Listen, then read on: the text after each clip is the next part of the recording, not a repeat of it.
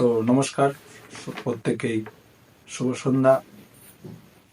তো বন্ধুরা, তোমরা বুঝতেই পারছো আজকের ভিডিওটা একটু অন্যরকম হতে চলেছে।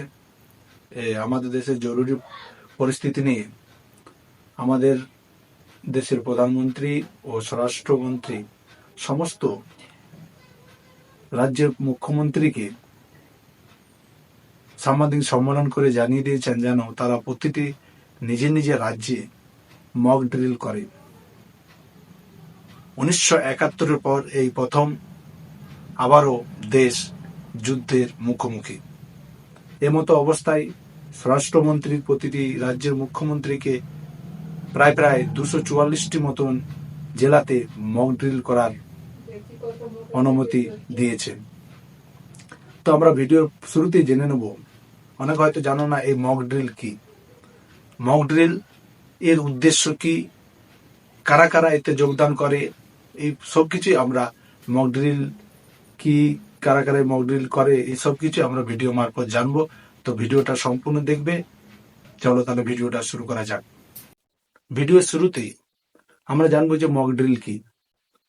মক ড্রিল হলো এক ধরনের অনুশীলন বা মহড়া, যা আমাদের দুর্যোগের পরিস্থিতিতে নিজেদের প্রস্তুতি নিতে সহায়তা করে। বাস্তব জীবনে দুর্যোগপূর্ণ, যেমন ভূমিকম্প, অগ্নিসংযোগ ও জরুরি অবস্থাতে এই মক ড্রিল করা হয়ে থাকে। সাধারণত দেশের এই জরুরি অবস্থায় এই মক ড্রিলের নিতে বলা হচ্ছে। মক ড্রিলের কারা কারা অংশ নেবেন? মক ড্রিলে অংশ নেবেন ডিএম, এসডিও, চিকিৎসক,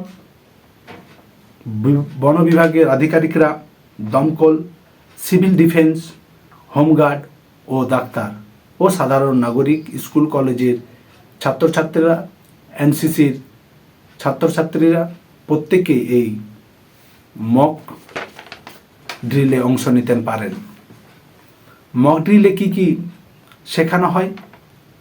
মক ড্রিলে শেখানো হয় কিভাবে দ্রুত সঠিকভাবে সাড়া দিতে হয়, কিভাবে দ্রুত কোনো স্থান থেকে আহত কোনো ব্যক্তিকে দ্রুত এনে তাকে নিরাপদ স্থানে রাখা হয়, কিভাবে নির্ধারিত নিরাপদ স্থানে নিয়ে যেতে হয়, কিভাবে এক জায়গা থেকে অন্য জায়গায় কোনো অসুস্থ ব্যক্তি বা কোনো সাধারণ মানুষকে দ্রুততার সঙ্গে নিয়ে যেতে হয়, এই সব কিছু শেখানো হয়।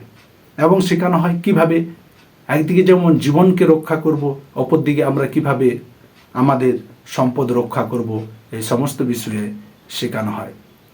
উদ্দেশ্য, এই তোমরা জানো অবশ্যই, এই মক ড্রিলের উদ্দেশ্য হলো জনসচেতনতা বৃদ্ধি করা। তোমরা অবশ্যই লক্ষ্য করলে দেখবে বিভিন্ন সমাজ মাধ্যমে এটি এখন সচরাচর ঘুরে বলছে, সচরাচর বিভিন্ন পোস্টে বার্তায় দেখা যাচ্ছে।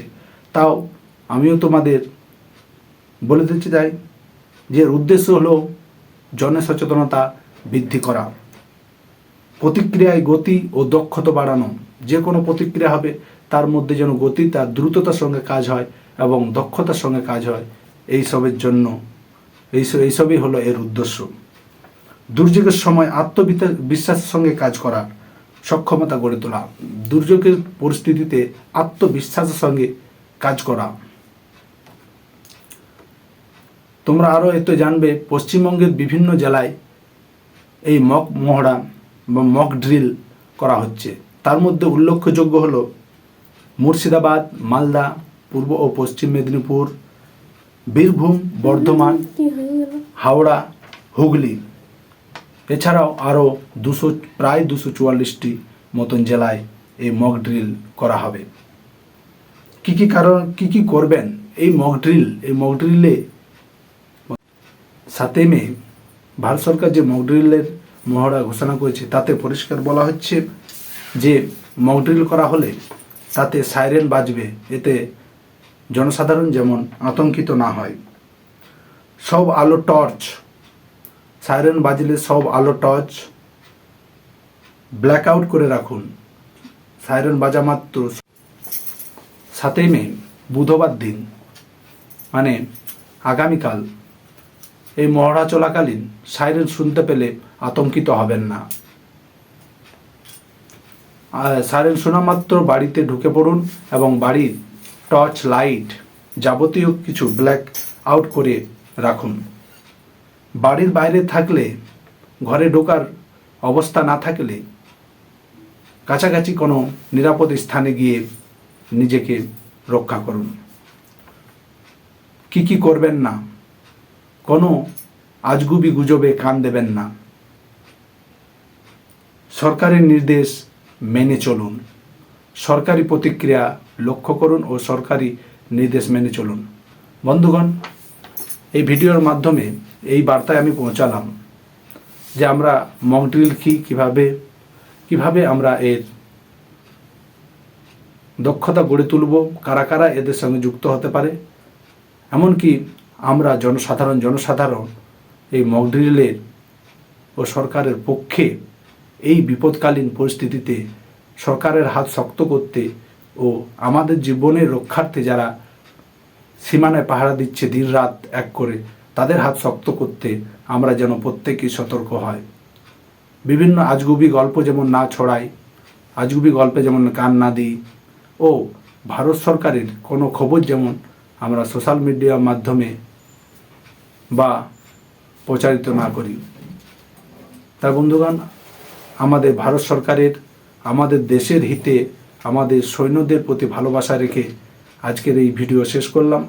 আমরা সকল ভারতবাসী একসাথে হাতে হাত রেখে এই যুদ্ধ জয় করব। নমস্কার, ধন্যবাদ তোমাদেরকে এই ভিডিওর শেষ পর্যন্ত দেখার জন্য।